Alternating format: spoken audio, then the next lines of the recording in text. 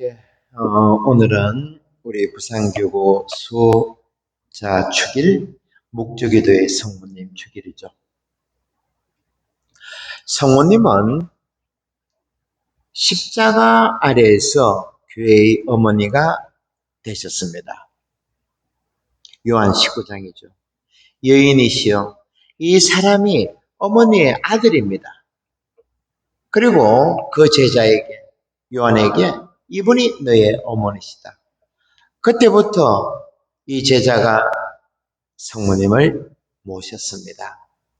제가 오래전에 메조골에 있는 성모님 발현 성지 순례를 가는데, 터키를 거쳐서 가는데 그곳에 성모님께서 성천하시기 전까지 사셨던 시골집이 있었습니다. 거기서 미사를 할 수 있다 해가지고 한 20명 정도가 올라갔습니다.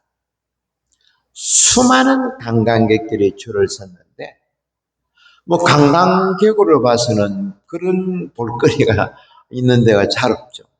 예수님의 어머니가 사시는 곳인데, 그죠? 하지만 그들은 성모님이 사셨던 집 안으로는 들어오지 못했습니다. 우리는 그 안에서 미사를 드릴 수 있는 자격을 얻어가지고 미사를 드리는데, 주님께서 여러분과 함께 하고 미사를 드리는데 눈물이 앞을 가리는 겁니다. 제가 평생 사제생활 34년 하면서 2번 울었는데, 저는 부모님 장례식이나 천미사 때도 울지는 않았습니다. 왜 울었는가? 우리가 알고 있었던 것하고 달리 성모님의 삶이 너무 초라했다는 겁니다. 말 그대로 흙바닥에 겨우 누울 수 있는 작은 침대 하나. 성모님께서 아들 예수님을 잉태하실 때 마구간하고 별 차이가 없었다는 겁니다. 아마 그곳에서 예수님의 명령대로, 부탁대로 사도 요한은 나무도 해오고 물도 떠오고 문단속도 하면서 성천하실 때까지 사시지 않았나. 당신 아들 예수님께서 부활하셔서 성천하셨는데도 당신의 일상적인 삶은 전혀 변한 게 없었다는 겁니다. 우리가 생각하면 임대 아파트 살다가, 그죠? 아들 예수님이 부활하셔가지고 성천하셨는데, 그래도 좀 어느 정도는 인간적으로 좀 편안한 장소에 사시면 어떻겠나 했지만은 그렇지 않았다는 겁니다. 거의 땅바닥에서 평생 사셨다는 거죠. 그곳에서 우리의 이런저런 기도를 다 들어주셨다는 거. 그러니까 눈물을 안 흘릴 수 있겠습니까? 여러분들, 요한 바오로이세 교황님 벌써 오래됐다고 그죠? 벌써 한 30년? 40년 됐구나, 그죠? 교황님께서 선출되고 난 뒤에 3억 방향을 저는 온전히 당신의 것입니다라고 정했다는데, 저는 당연히 여기서 당신은 예수님 아니겠습니까? 그죠? 한데 제가 이 강론 준비해서 책에서 보니까 아니었습니다. 여기서 당신은 성모님이었다고 합니다. 85년도는 세계가 아주 격변에 쌓였습니다. 요즘에도 미국의 대통령, 이상한 대통령 하나 때문에 정신없지만은, 당시에는 공산주의와 맞서고, 그리고 동구권의 국가들이 민주화 운동으로 아주 혼란스러웠죠, 전 세계가. 그리고 교황님도 폴란드 분이셨고, 폴란드의 민주화를 지원하셨고, 하여튼 그때는 혼란스러웠습니다. 85년에 제가 있는 강주신학교에 교황님이 오셨습니다. 그 성당에서 이보다 한 2배 될 겁니다. 우리 성당보다. 신학생 한 300명 모여 있었고, 거기서 말씀을 하시는데, TV 화면으로 봤을 때하고 그 목소리하고 그날 신학생으로 앉아있던 우리에게 나타나신 교황님은 전혀 달랐습니다. 아주 비장한 목소리였고 얼굴도 아주 진지했습니다. 아직도 제 기억에 또렷하죠. 그때 교황님께서 강조하신 것은, 당신들은 북한 선교를 책임져야 된다. 준비해야 된다. 이런 요지로 한 10분 정도 강조하셨던 목소리가 지금도 기억에 남아 있습니다. 7년, 제가 군에서 겪은 이야기인데, 성모님 이야기인데, 당시 우리는 학부 4년을 마치고 군대 갑니다. 제가 수도 통합병원에 한 몇 달 정도 군종병 일을 했습니다.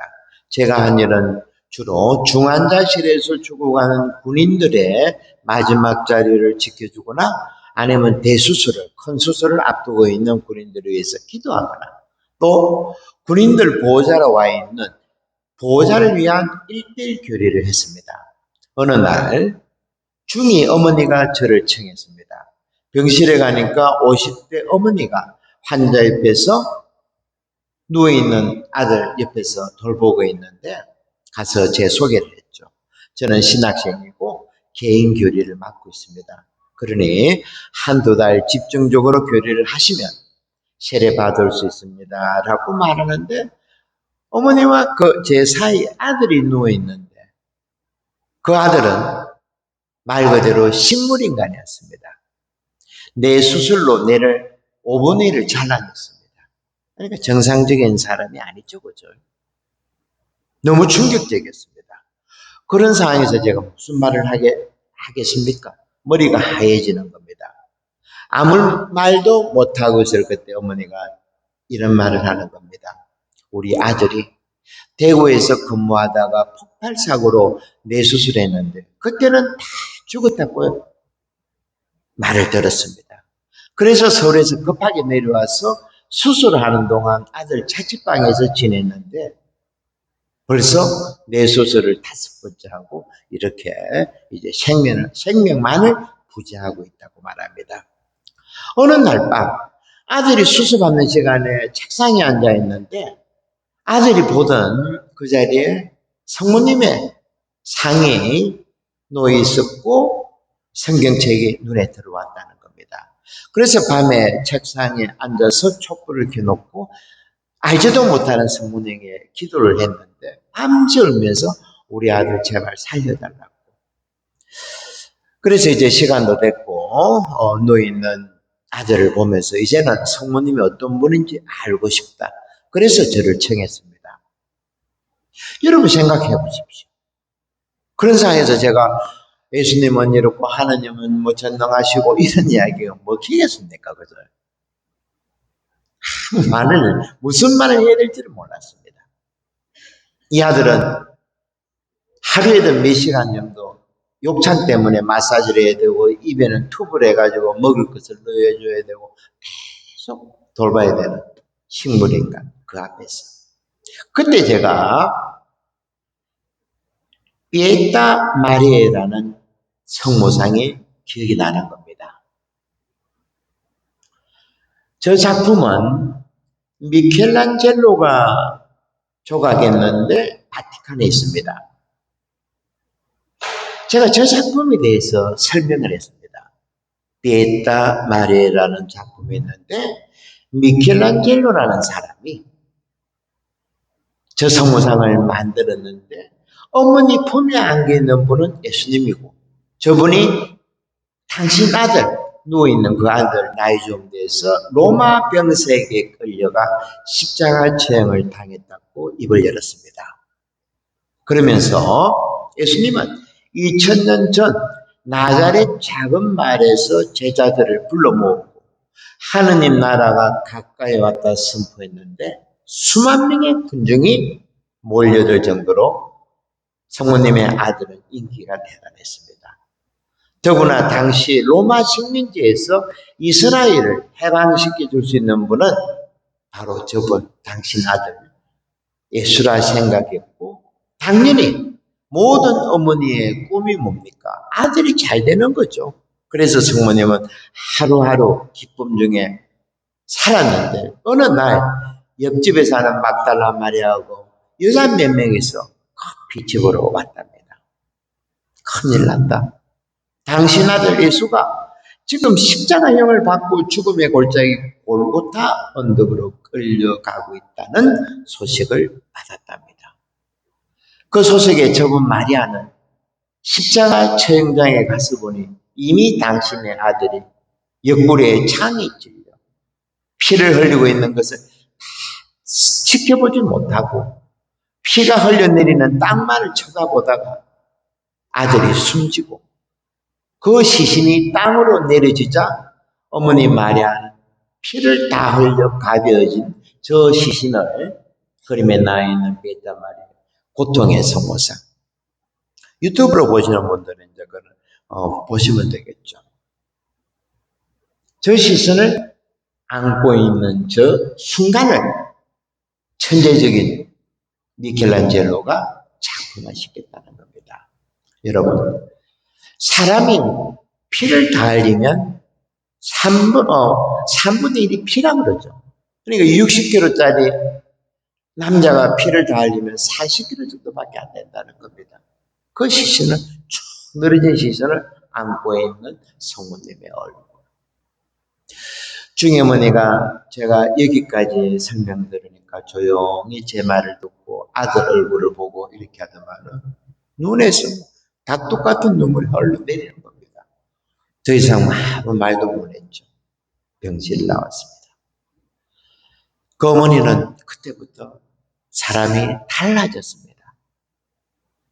그 어려운 기도문을 다 해오고 얼굴도 부드러워졌고 편안해졌습니다. 물론 온 가족이 세례를 받았죠. 예, 성모님 주기를 맞이해서 이런 이야기도 있지만 또 한 가지 기쁜 소식이 있죠. 우리 성모님만이 하느님의 시간표를 움직인다는 소식입니다. 제가 지난주 말씀드렸죠. 우리에게는 크로노스 시간과 카이로스 시간이 있다고. 크로노스는 세상의 시간이고 중력의 지배를 받고 있지만 카이로스 시간은 은총의 시간이라고 하느님의 시간이라고 말씀드린 거 기억나죠? 그죠? 그런데 우리 성모님은 예수님의 때가 오지 않았음에도 예수님의 소매를 잡아끌어서 기적을 미리 당기실 수 있는 분이라는 겁니다. 어디에서 나와 있습니까? 복음서 중에. 가나의 혼인잔치 거죠. 때가 안 됐습니다. 어머니 제 때가 아닙니다. 그러니까 아직 예수님은 크로노스 시간이었던 것 같아요. 때가 안 되지만은 성모님이 옷자락을 잡았죠. 당시의 혼인잔치에 술이 떨어지면 평생 비난을 받을 정도로 그 말에서 수치라고 합니다. 세심한 성모님은 알고 있었죠. 이렇게 성모님은 때가 되지 않았지만 예수님의 시간을 바꿨다는 거죠.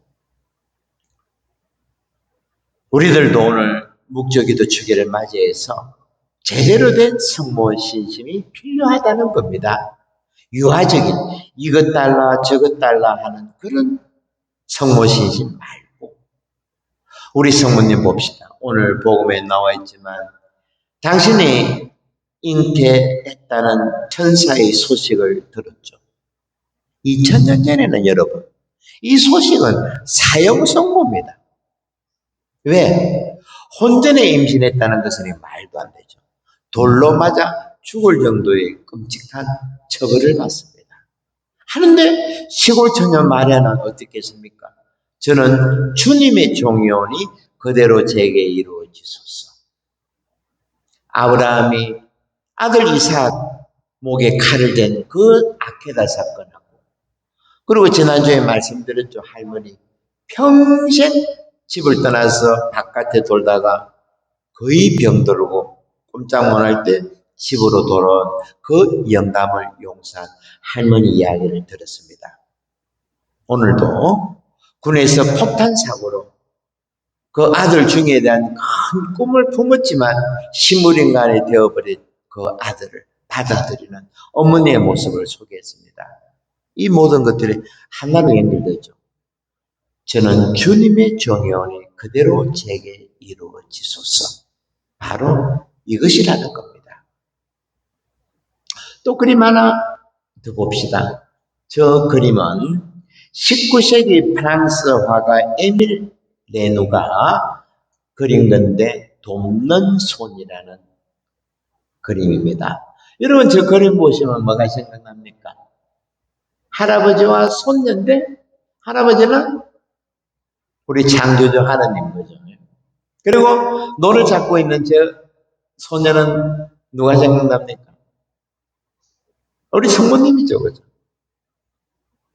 왜 성모님이 하느님의 어머니가 됐겠습니까? 저 그림에 나와 있죠. 하느님은 혼자서 하시기를 싫어하십니다. 항상 같이 하시고 싶어 하는 거죠. 그런데서 저 성모님은 어린 저 소녀가 무슨 힘이 있다고 할아버지가 노를 젓는데 같이 자기 나름대로 온 힘을 다해서 저는 주님의 종입니다. 저에게 이루어지소서 하는 모습, 저 그림 얼마나 아름답습니까? 그죠? 바로 저거죠. 마치 숨 쉬는 것처럼 저절로 우리 입에서 저런 기도들이 나와야 된다는 겁니다. 오늘 우리 교구 수호자 대축일 묵주기도회 성모주기를 맞이해서 제가 이런저런 이야기 들었습니다. 이제 내일 또 추석인데 내일 또 성당 오셔가지고 우리 조상님들 위해서 기도드리고 또 우리들도 하느님 나라 생각하면서 또 내일 미사에 참석할 수 있도록 그렇게 해야 되겠습니다. 아멘. 다들 일어나서서 사도신경 마칩시다. 전능하신 천주 성부